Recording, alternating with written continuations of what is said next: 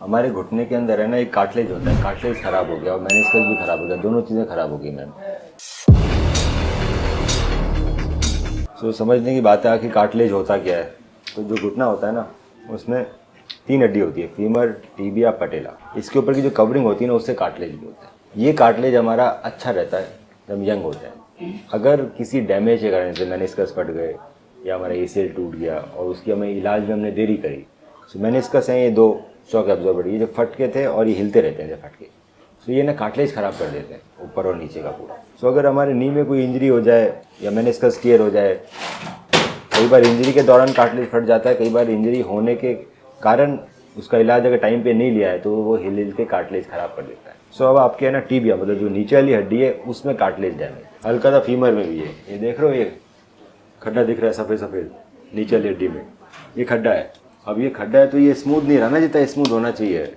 गाड़ी का रबर का टायर है, गाड़ी चलती है तो रबर का टायर मोटा और अच्छा होता है, उसमें कोई खड्डा हो जाए तो बीच में तो वो और बढ़ता जाता है। तो अब ये स्मूथ नहीं है, यहाँ पे भी खड्डा है और फीमर में भी थोड़े छोटे छोटे 3-4 खड्डे हैं।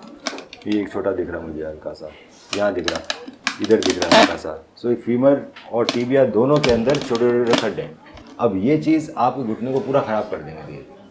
मेनिस्कस का स्टेटस क्या है, वो भी क्लियर है। जो पुरानी जो पहले जो सर्जरी हुई उसमें रिपेयर किया, कई बार रिपेयर चिपकता नहीं है टाँके लगाने के बाद भी, वो भी देखना पड़ेगा। और ये कार्टिलेज के खड्डे भी भरने पड़ेंगे। कार्टिलेज के खड्डे भरने के लिए कुछ जगह ऐसी होती है जहाँ पर कार्टिलेज का खड्डा भरना आसान है, जैसे ये फीमर है, ऊपर वाली हड्डी है, तो इसके अंदर कार्टिलेज का खड्डा भरना आसान है, हम ओट्स से भर देते हैं। ओट्स का मतलब होता है मैं यहाँ से कार्टिलेज का प्लग निकालूंगा पूरा, OATS सर्जरी बोलते हैं। यहाँ से जहाँ पे कार्टिलेज यूज़ नहीं आता, यहाँ से प्लग निकाल के यहाँ डाल दिया। अब यहाँ पे डालना इसलिए आसान है फीमर के अंदर ओट्स को इधर, क्योंकि ये एसेसिबल है। मैं घुस तो यहीं से सकता हूँ ना, नी के अंदर कहीं से भी तो जा नहीं सकता, हड्डी के बीच में तो जा नहीं सकता। तो यहाँ से घुसूँगा तो मैं फीमर के सारे कार्टिलेज को एक्सेस कर सकता हूँ अपने इंस्ट्रूमेंट से। तो फीमर में जो डैमेज है हम ओट्स से कर देते हैं। और जो टीबी है ना वो नीचे वाली हड्डी है। अब नीचे वाली हड्डी में आप ओट्स कर नहीं सकते क्योंकि एक्सेसिबल नहीं है। उसके लिए या तो रेट्रोग्रेड ओट्स करना पड़ता है नीचे से डाल के, या फिर एक और प्रोसीजर है जिसका नाम है ऑटो कार्ट, वो कर सकते हैं। ऑटो कार्ट में क्या होता है, ऑटो कार्ट में फिर हमें एक्सेसिबिलिटी नहीं चाहिए होती है। इसमें तो मैं पूरा बड़ा प्लग निकाल रहा हूँ ओट्स के अंदर। ऑटो कार्ट में हम छोटे छोटे कार्टिलेज के टुकड़े निकाल लेते हैं, वहाँ से जाने की ज़रूरत नहीं है।